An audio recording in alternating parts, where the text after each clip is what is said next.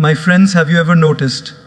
In every situation, we have two choices: react like fire or respond like water. Fire burns, water cools. Fire destroys, water saves. The question is, when life tests us, when people provoke us, do we choose to be the fire or the water? Pause before you react. This single habit can transform your entire life. You see, in the heat of the moment, when someone says something hurtful, when things don't go your way, or when life throws an unexpected challenge at you, your mind immediately wants to react. It wants to fire back, defend itself, or explode with anger. But in that very instant, if you can pause just for a few seconds, you create a powerful space between stimulus and response. And in that space lies your freedom, your wisdom, and your peace. Think about it. How many times have you said something in anger, only to regret it later? Words once spoken cannot be taken back. Actions once done in haste cannot be undone. But if you had paused just for a heartbeat, you would have given yourself the chance to choose differently.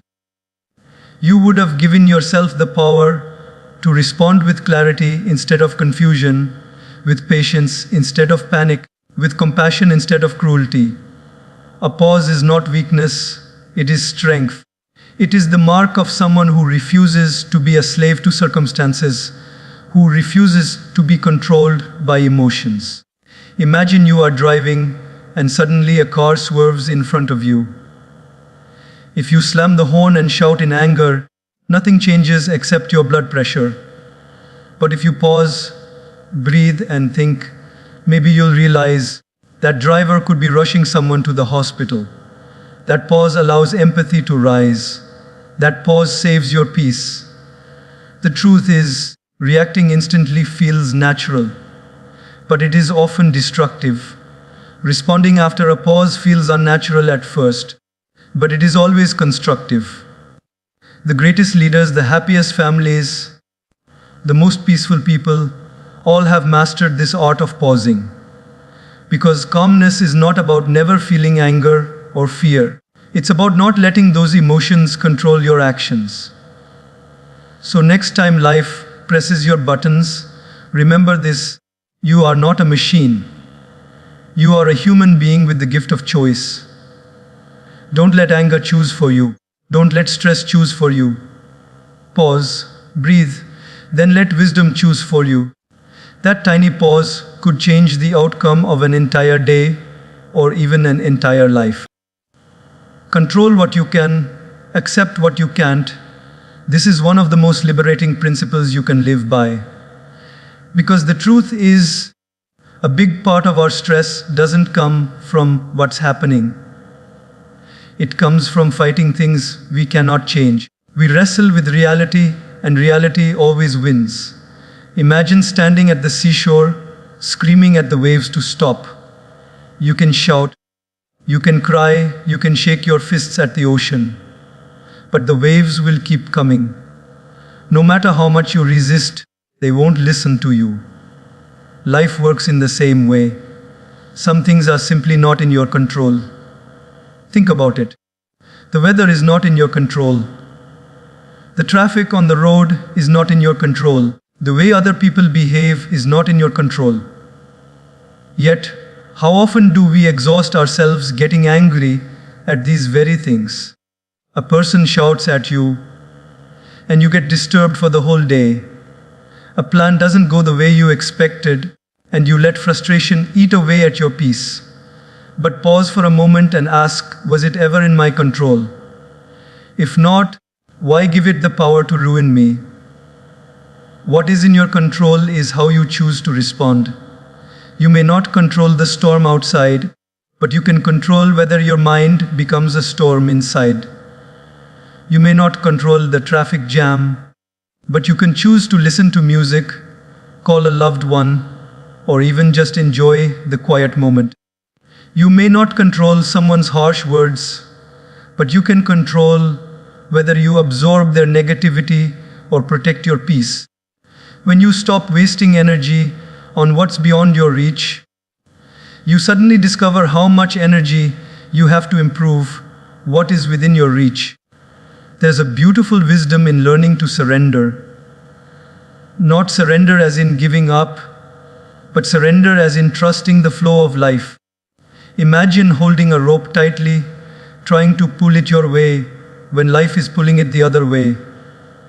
The tighter you grip, the more your hands burn. The moment you let go, the pain stops. Acceptance doesn't mean you like what's happening. It means you refuse to let it destroy you. And here's the paradox. The more you accept what you cannot change, the more strength you have to change what you can. You stop wasting time on the impossible, and you focus on the possible. You stop shouting at the waves, and you start learning how to surf them. So when life tests you, ask yourself two simple questions. Is this in my control? If yes, what can I do? If no, what can I learn? The first keeps you proactive. The second keeps you peaceful. And when you master this balance, control what you can, accept what you can't, you'll discover a deep calmness that no storm can shake. Detach, don't absorb. This is one of the greatest secrets to staying calm in the middle of chaos. Most of the time, what disturbs our peace is not the situation itself, but the way we let it sink inside us. People will always have opinions, judgments, moods, and outbursts. That's their energy. But the mistake we make is carrying it home in our hearts, letting it sit on our shoulders, and replaying it in our minds again and again until it poisons our peace. Detachment doesn't mean you stop caring.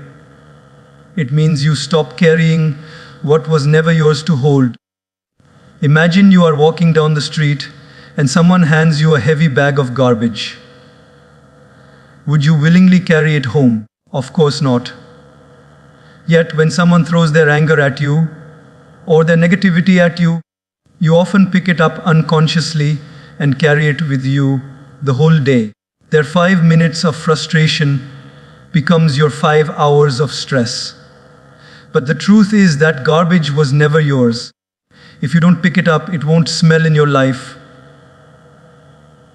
If you don't absorb it, it won't live inside you. Detachment is like an umbrella in the rain.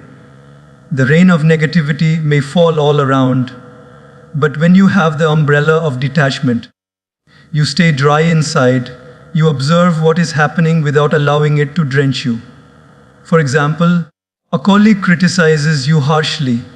You could absorb it, replay their words, feel small and angry, or you could detach, reflect calmly, and ask yourself, is there something constructive here for me to learn? If yes, take the lesson and leave the poison behind. If no, simply let their words pass like clouds in the sky. You cannot stop clouds from forming, but you can stop yourself from chasing them.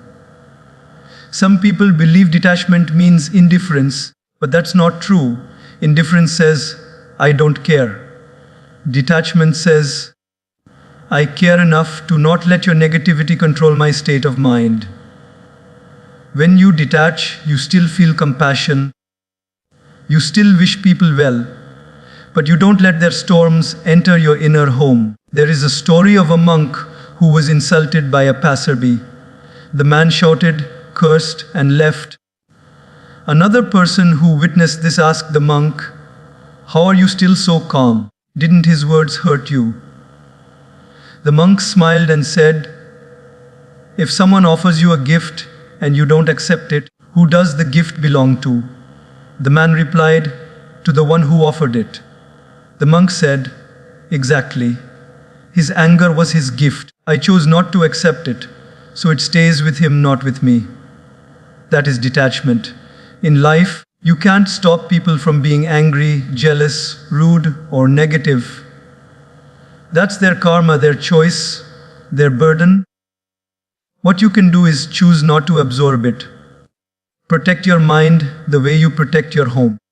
You wouldn't let just anyone walk in with muddy shoes. Why let them walk into your heart with dirty emotions? So remember, when the world throws its chaos at you, detach, don't absorb. Let people's energy remain theirs. Carry only what is pure, peaceful, and purposeful inside you. That way, no matter what happens outside, you remain calm inside. Choose response over reaction. This is where true mastery of calmness begins. A reaction is automatic, impulsive, and often fueled by raw emotion. A response, on the other hand, is thoughtful, deliberate, and guided by wisdom. The difference between the two can completely change the outcome of any situation. Think of it like this. When you throw a stone into still water, it ripples outward in circles. A reaction is like a violent splash, disturbing everything around it. A response is like gently placing that stone, allowing the ripples to move with grace. When someone insults you, the first instinct of the mind is to react, to defend, to attack back, to prove them wrong. That's reaction. But what happens after? You replay the incident in your head, you lose peace, and the situation often escalates. But if you choose to pause, think, and respond, the energy shifts. You may choose silence, you may choose humor, you may even choose to walk away. A response doesn't mean you stay silent forever. It means you act with clarity instead of confusion, with purpose instead of impulse. Think about fire and water. If a spark falls and you react like fire, you will create an explosion. But if you respond like water, you will put out the flame before it spreads. Reaction is about ego. It says, "How dare you do this to me?" Response is about wisdom. It asks, "What is the best outcome in this situation?" One comes from the heat of the moment. The other comes from the coolness of reflection. Great leaders, great parents, great friends, they all know this secret. A child breaks something valuable. If a parent reacts in anger, the child remembers the fear, not the lesson. If the parent responds with calm correction, the child learns responsibility, not shame. In the workplace, if a leader reacts to mistakes with shouting, the team becomes nervous and fearful. But if the leader responds with guidance, the team grows stronger. Reaction creates distance, response builds connection. There's a famous saying, between stimulus and response, there is a space. And in that space lies our growth and freedom. Most people don't recognize that space. They let reaction take over instantly. But calmness is about noticing that small gap and expanding it. In that pause, you ask, what will help? What will harm? What is the bigger picture here? That simple awareness transforms everything. And remember this, reacting may give you short-term satisfaction, but responding gives you long-term peace. When you react, you may win the argument but lose the relationship. When you respond, you may lose the argument but save the relationship. And at the end of the day, relationships matter more than egos. So the next time you are triggered, remember you have two doors in front of you. One says reaction, the other says response.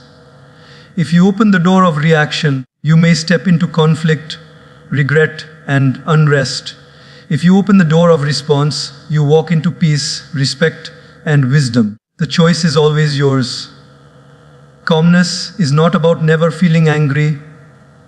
It's about refusing to let that anger decide your action. Respond, don't react, and you'll discover a strength inside you that nothing outside can shake. Train your breath, calm your mind. It may sound so simple, but it is one of the most powerful tools we have to master ourselves in any situation. You see, the mind and the breath are deeply connected. When your mind is restless, your breathing becomes shallow and rapid. And when your breathing is shallow and rapid, your mind becomes even more restless. It's like a cycle feeding itself.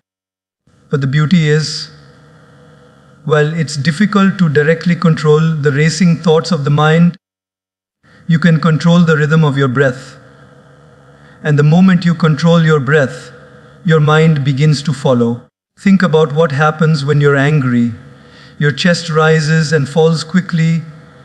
Your breath becomes fast, almost out of control. If you remain in that state, your anger will only grow stronger.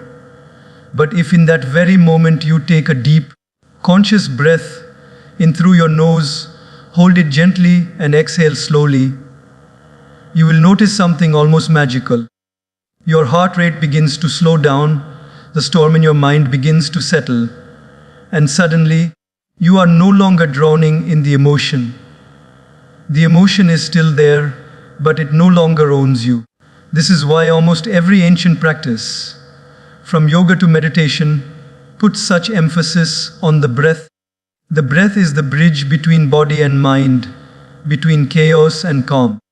Monks and sages have known for centuries that if you learn to master your breathing, you learn to master your emotions. It's like having a remote control for your inner world.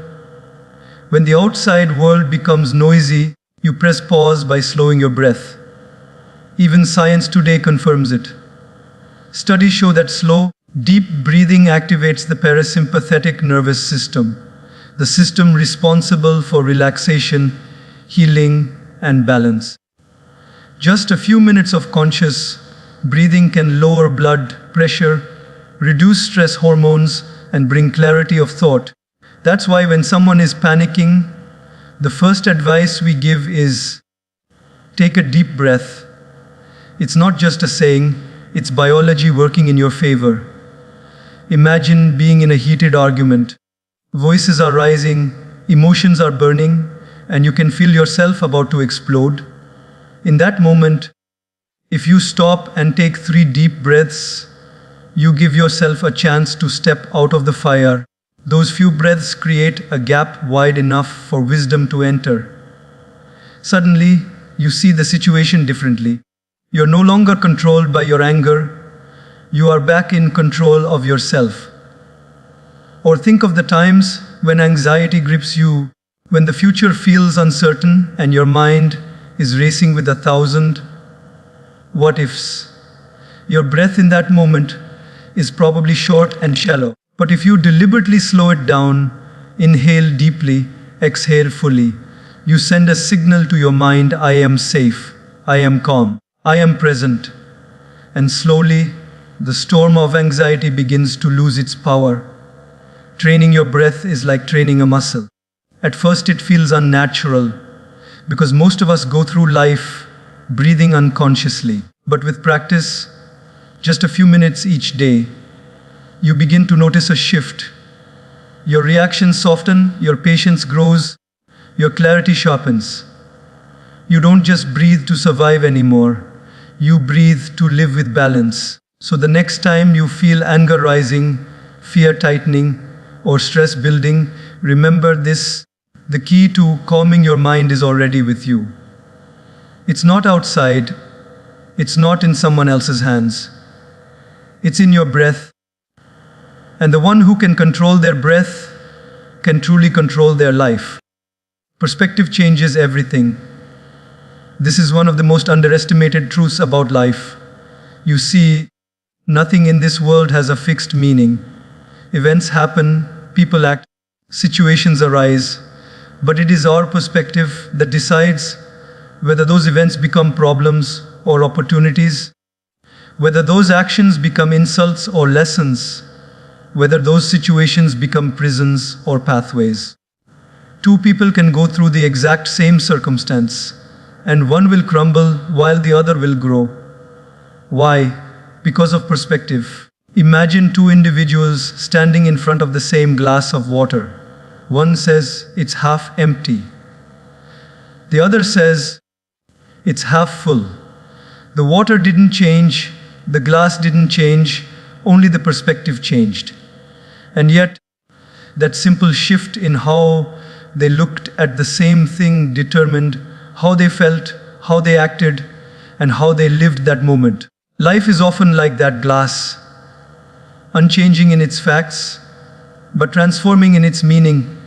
depending on how we choose to see it. Think about a setback.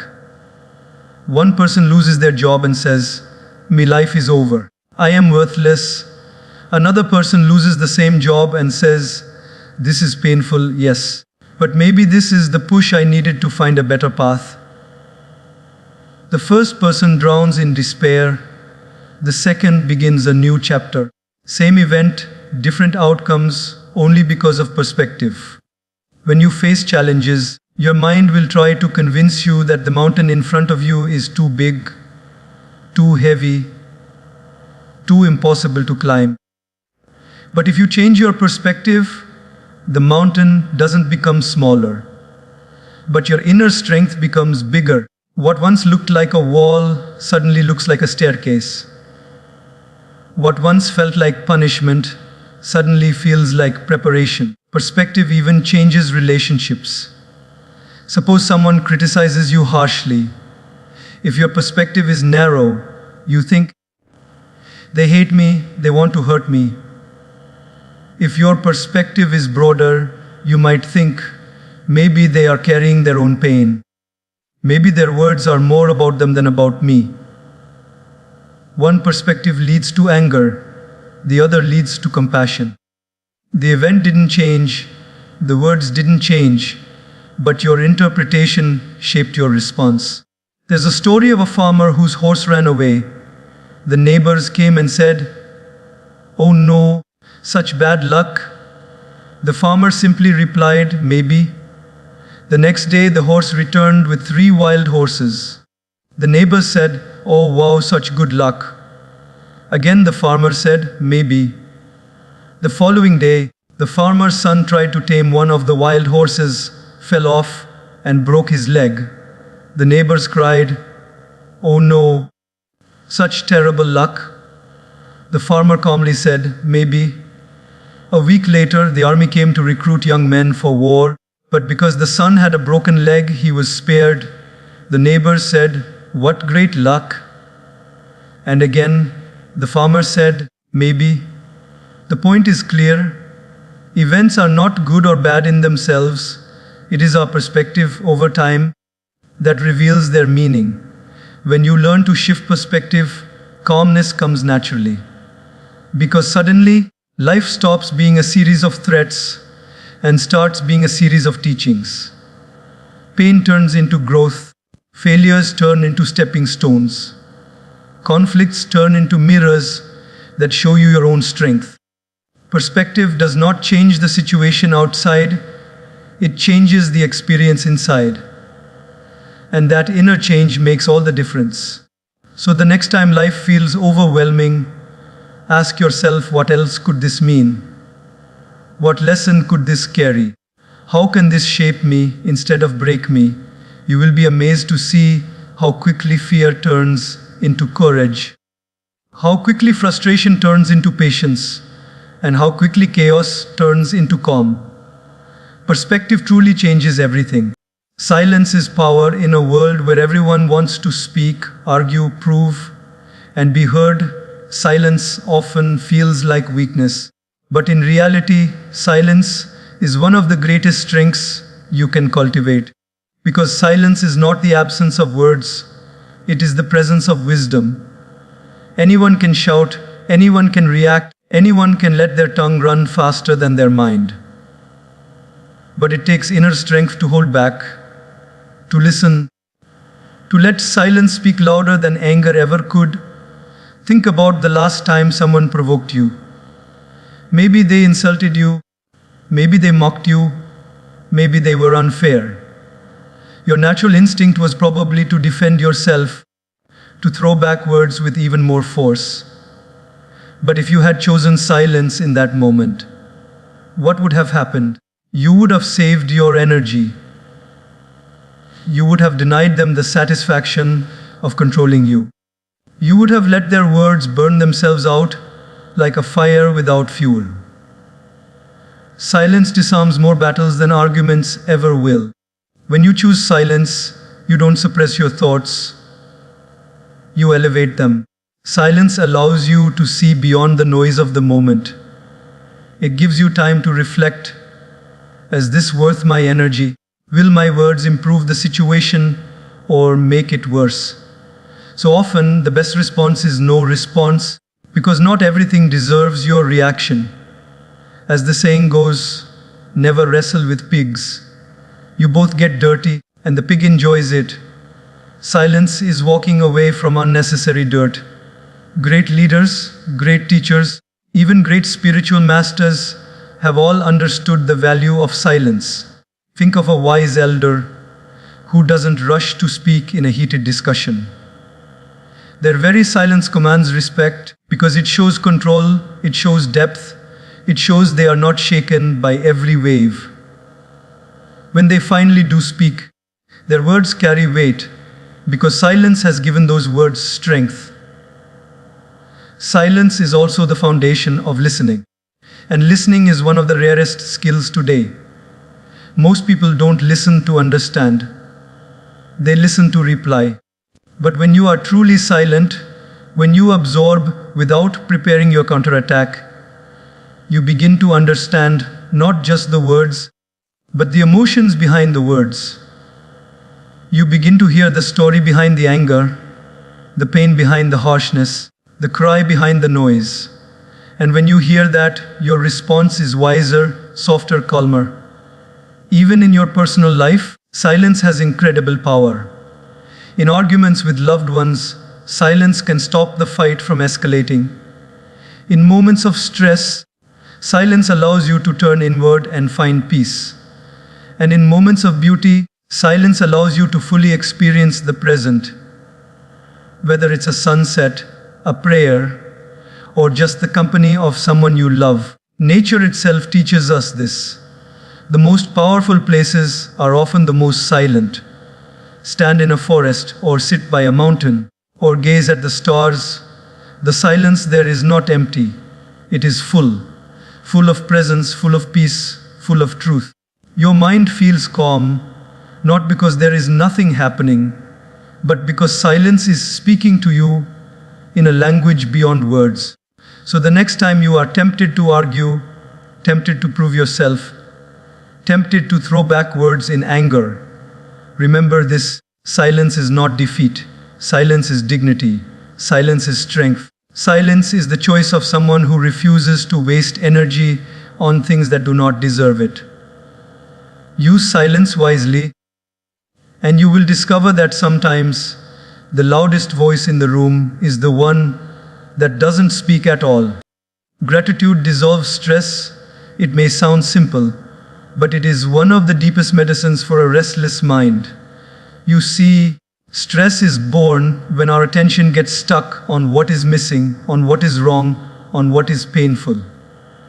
Gratitude, on the other hand, is the art of shifting attention to what is already here, to what is already working, to what is already a blessing. The problem is not always the problem itself, the problem is often our focus.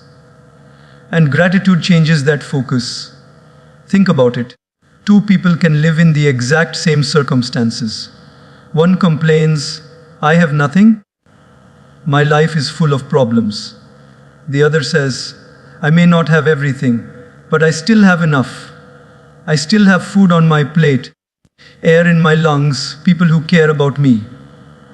The circumstances did not change, but their emotional world did, simply because of where they chose to place their attention. When you practice gratitude, you shrink the power of stress automatically. Why? Because the mind cannot fully complain and fully appreciate at the same time. If you are busy counting blessings, you have less space to count burdens. It is like turning on the light in a dark room. Darkness may seem overwhelming, but the moment you light even a small candle, the darkness cannot remain. Gratitude is that candle. It pushes stress out not by force, but by filling your mind with light. Many people think gratitude is only for good days, but real gratitude is most powerful on the difficult days. Imagine you are going through a financial struggle and stress is eating away at your peace. Gratitude in that moment is not about denying the difficulty. It is about remembering what still remains. You may have lost money, but you still have your skills, your health, your potential. That shift in focus gives you strength to keep moving forward instead of drowning in despair. There's a story of a man who was walking barefoot, upset with life because he couldn't afford shoes. His mind was full of complaints. But then he saw another man, smiling, peaceful, who had no legs. In that instant, his stress disappeared and gratitude flooded in. He realized he still had more than he thought. Sometimes we forget how much we already have until life reminds us in unexpected ways. Gratitude also trains your brain. Modern neuroscience shows that when you consciously practice gratitude, your brain rewires itself to notice more positives and fewer negatives. You literally reshape the filter through